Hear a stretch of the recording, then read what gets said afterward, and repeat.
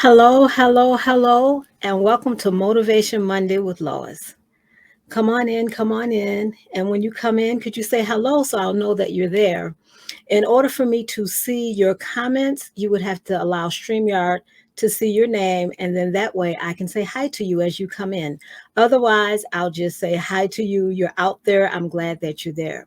I just wanted to just take a moment to just thank you so much for just showing up on a Monday, taking time out of your busy schedule to just, whether you're watching the replay or you're watching it live.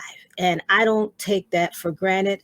I remember when my children were little, and it seemed like Monday everything was going on, whether it was after school sports, whether it was them staying after school for homework help, or if they were having homework that needed to be done at home, whether I was cooking or when I went back to school, I had a class, but it was just like always so much going on. And so that's why I know Mondays can be very busy. And even when I was teaching, Mondays will be when I would do my lesson plan for the week. And so a lot of things are going on a Monday. So when you've taken the time to come on and just listen to me, I don't take it for granted. And another thing that I know that it must be giving you value, because if you didn't receive value, you wouldn't be showing up to listen to what I have to say. So I thank you so much for showing up for Motivation Monday. And I have new people in the group, and I just want to say hi to the new Mosaic family that we have. And for those of you who don't know me, my name is Lois Godot, and I am the founder of the Facebook group Resilient Mosaic Stepparents. That name has changed. It used to be Mosaic Families Connecting, but I changed it to Resilient Mosaic Stepparents. And I did a live last week to explain why the name changed and how I think that that's more appropriate. So you can go on the Facebook group and look at that live, and you'll have an understanding why. And so I work with step parents who are 1 to 3 years in the blended family, 1 to 3 years in the blended family journey of combining their two families. I help the step parents to be able to have a voice, to be respected as they create the solid foundation with their spouse or their partner. And so, oh, my nose is itching. Somebody must want to see me. So today, this live is called Communication is the Key. And I'm sure many of you, like me, have heard that word. Communication is key for whatever you're trying to do. Communication is key for blending a family. Communication is key for letting people know what you want. So we've heard that word communication is key. And in my mind, what I see is I see a door knob with a hole, and you put the key in it, you turn it, and voila, the door opens. It's just as simple as that. But it's really not that simple, because if you look at it, the components of a key are kind of sophisticated. And if you look at the components of how to open a door, it gets a little bit complicated. And even though the key may be small, that one key, it has many individual parts associated with it. And if you don't get it just right, because what's so unique about the key is that the elements must be absolutely precisely lined up, or the door won't open. Sometimes the key won't even fit in the door. And if you try to open the door and things are not lined up precisely, that's when you get frustrated. And maybe it's just me, maybe I'm the only one that when I'm trying to open a door and it's not open and I think I have the right key, I get frustrated. And that's what happens when you don't have communication, because it's like that key that if it doesn't line up precisely, then there will be some frustration going on.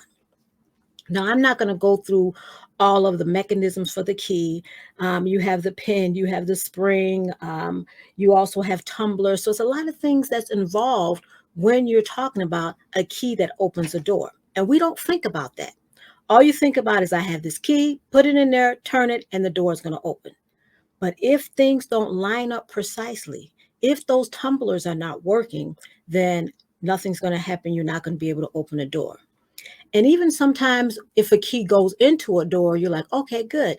And then you try to turn it and you realize there's something blocking it. There's still something that's not lining up that's preventing this key from turning in this lock. And that's how communication is. And that's why they say communication is key. And in the blended family, absolutely communication is key.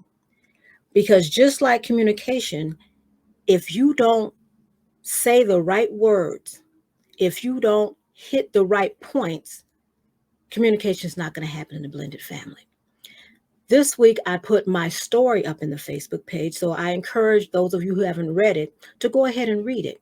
And this is my reason why I do coaching. And the reason why I do coaching is because some of the things that I went through when I first started my blended family. And one of the things that I struggled with, oh, my nose is really itching. One of the things I really struggled with was communication. And even though I'm a teacher and I had academia, I still struggled with communicating. So that's something I had to learn how to do, was to be able to communicate. Because what happens is when you don't communicate, it's going to, or when you don't communicate, you'll have poor communication. And I just want to talk to you a little bit about some of the things that poor communication does. One of the first thing that poor communication does, it creates a misunderstanding. And when you have a misunderstanding, a person starts creating assumptions. I know that's one of the things I did. If I didn't understand what you were saying, I started assuming things. Because if you don't tell me something, then I'm going to go with what I know. So when you have poor communication, you start making assumptions.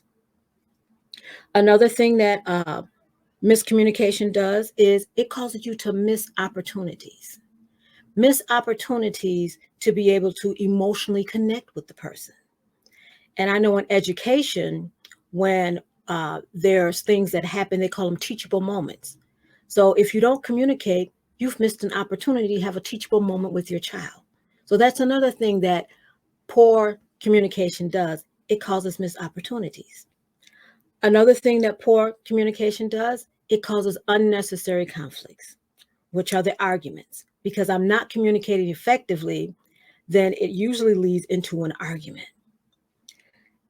Another thing poor communication does, I call it the grapevine effect. Remember when you were younger and you played the telephone game and one person would be down on one end and they'd say something and another person would repeat it, and then it gets repeated all the way down the line, and then the last person is supposed to repeat what the first person said, and a lot of times it's miscommunication because there's some loss in translation. That's that grapevine communication. So when you have poor communication, when the person is trying to interpret what you said, sometimes they misinterpret what was said. So that's what happens when you have poor, ineffective communication. And the last thing that poor communication does is it causes mistrust. I can't trust you with what I'm feeling. I can't trust you with what I'm thinking because I can't communicate with you. And so those are some of the things that causes problems in a blended family when you have ineffective communication. So what I've done is for the month of March, which will be starting next Monday, is I'm going to have a 4-part series entitled Creating Open Communication Within the Blended Family. Again, remembering that communication is key, and thinking about that key, you have to have a key in order to open doors. And so I kind of did a pun on that, if you can catch that.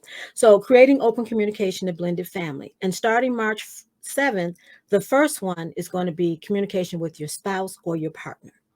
And I wanted to take each Monday and do them separately so we can get the full effect of it. So I wouldn't have to rush and I could take my time. And so it's going to be at 5:30 Central Standard Time, same time I do my Motivation Mondays, and it's going to be for a half an hour.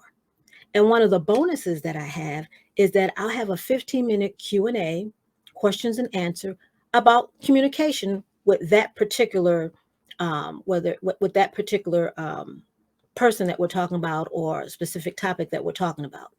And so I encourage you to send me your questions that you want answered so I can make sure that I can infuse them into this 4-part series. And then on March 14th, I'll be talking about your bonus children or your stepchildren, talking about how to effectively open the doors of communication with them. Then on the 21st, with your ex-partner, talking about how to have effective open communication with your ex-partner, and even how that affects your relationship. And even though sometimes we can't communicate with our partners, maybe a high conflict or whatever reason, you still can have communication in the home in regards to the partner. And then the last one, which will be March 28th, I'll be talking about communication with the extended family, with the grandparents, with the aunts, with the uncles. Because a lot of times we think that it's just between the two people in the house, but it goes outside of the house into the extended family. So again, send me your questions, anything that you want to talk about in those 4 topics, so I can include it into the series and so I can address it. So for your Motivation Monday today, I just want you to just to think about the key. Think about how the key is important for communication. And as you're thinking about that, think about the series that's coming up and how these 4 components are going to be important for you in being able to communicate in the blended family. Okay, that's all I have for today. Talk to you later. I'll talk to you more in the middle of the week. Have a good day. Okay, bye-bye.